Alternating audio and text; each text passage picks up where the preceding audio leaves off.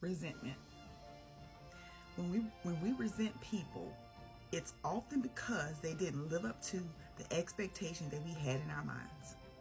When we resent people, it's often because people haven't lived up to the expectations that we had in our mind.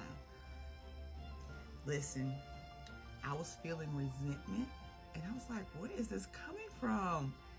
And I had these expectations that people would show up at the time they said they would show up. And if they couldn't show up, I expected them to let me know. The audacity, right? I was feeling resentment. Let me break this down. When we resent people, it's often because they didn't live up to the expectation that we had in our minds. Resentment in some ways is like projected regret. Instead of trying to show us what we should change, it seems to want to tell us what other people should change. However, other people are under no obligation to live up to our ideas of them. Other people are under no obligation to live up to our ideas of them. In fact, our only problem is that we have an unrealistic expectation that someone was supposed to be as we expect they should, or love us exactly as we imagine they would. When we are faced with resentment, what we instead must do is reinvent our image of those around us, or those we have perceived that have wronged us. Other people aren't here to love us perfectly. They're here to teach us lessons, to show us how to love ourselves and them better. When we realize the ideas about who they should be, we can see them for who they are and the role they're meant to play in our lives. I mean, I could just stop the video right there. That is resentment. We're expecting people to be who we expect them to be, to act and respond the way that we expect them to respond. And so many times in conversations and interactions, this comes up. And I didn't recognize it till I recognized it I had to recognize it in myself, right? Okay. And it keeps coming up in a conversation yesterday. This is what I heard: resentment. Well, nobody called and nobody reached out, only but one person. And I'm just like, what is that about? It's about resentment. When we resent people, it's often because they didn't live up to the expectation that we had in our mind. So sometimes when we're going through a hard time, we expect people to just assume.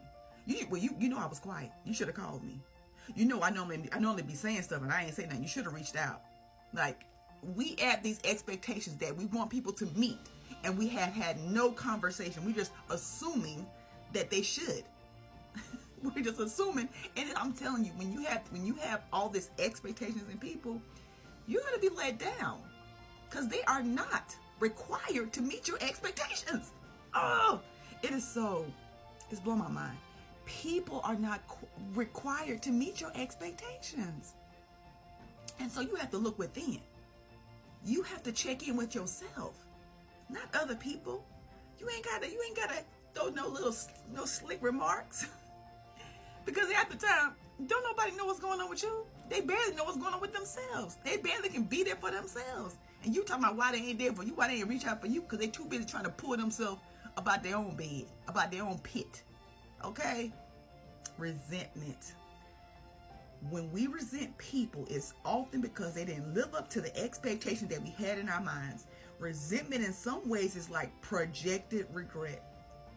Instead of trying to show us what we should change, it seems to tell us what other people should change. However, other people are under no obligation to live up to our ideas of them. In fact, our only problem is that we have unrealistic expectations that someone was supposed to be as we expect they should be and love us exactly as we imagine they would. It just, I don't know, it's so much freedom just even knowing that. So now that you know that, process that. That's all I'm gonna give you right there. I'm just gonna give you that resentment. I wanna just lay that out there. And then I want you to look at areas in your life where you have resentment. What unrealistic expectations do you have on somebody else? And you're getting upset because they are not meeting them. And the truth is, they're under no obligation to meet them. Nobody's under any obligation to meet your expectation. You will always be let down if you expect people if you're expecting you from people. If you expecting anything, they don't have to meet that. They're not required to meet that. And sometimes, here's the thing. When I'm hearing people talk, I hear their little girl, their little boy.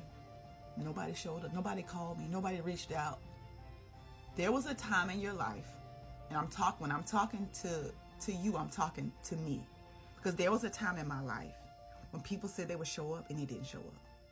So when my friends or my colleagues or my accountability partners, if they don't show up, I feel that same feeling as I did when I was a little girl, when that person said they were going to show up and they never showed up. It triggered me, right? It triggered the little girl in me.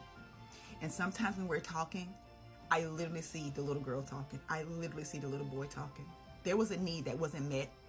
And so now when as an adult, when other adults don't meet that need, that little girl says, look at here, I told you they wouldn't. They ain't gonna show up. Look at them. They just like so-and-so didn't show up when we were waiting on them at 9 years old, at 8 years old, we was waiting on them. They never showed up. It happens. We gotta clean it up. We got to talk to somebody about that. Because out of the heart, the mouth speaks, right? The mouth is speaking what's in the heart. And you may not even be aware of it. Like, you may not even be aware of it, but it's there. You never dealt with it. You never processed it. Or maybe you did. Sometimes it just keeps coming up. It's going to keep coming up until it's complete, right? Until it's finished. Until it's no longer a thing. It's going to keep coming up until it's no longer a thing. Resentment. It's real. It's real. If this is you, check in. So this is from a book called The Mountain Is You by Brianna Wiest. When I tell you this book is the truth, because so many things we think is everybody else, and it's not everybody else. The mountain you need to overcome, the mountain is you. The mountain is you. You can't do nothing with anybody else. Stop that projection. You don't even realize that you're doing it. Resentment. Man. Resentment in some ways is like projected regret. So we got to check in, because nobody's obligated to meet your expectations. There aren't. They're not. They may not never meet them. And that is okay. Yeah. That's all I got. I'm complete. I wanted to share that because this is something that has been coming up continually. Now I'm noticing it in myself, and I'm noticing it in others. So relationships reflect things about ourselves that we need to check in with, right? We need to work through. When we're faced with resentment, what we instead must do is reinvent our image of those around us and those we have perceived that have wronged us. So you know what I do? Hey, I'm going to set this thing right here, and I'm going to have it where even if I'm not there, you guys can show up. You guys can, be there. That way I don't feel resentment because you're not showing up when you say you're going to show up. No. I'm going to show up if I can, and if I can't, I'm not. I'm not obligated to show up. And you're not obligated to show up either.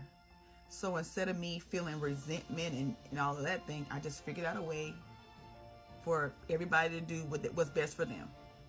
That's it. And that's so much freedom in that.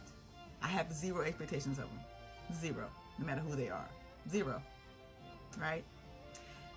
Anyway, that's all I have. Thanks for watching.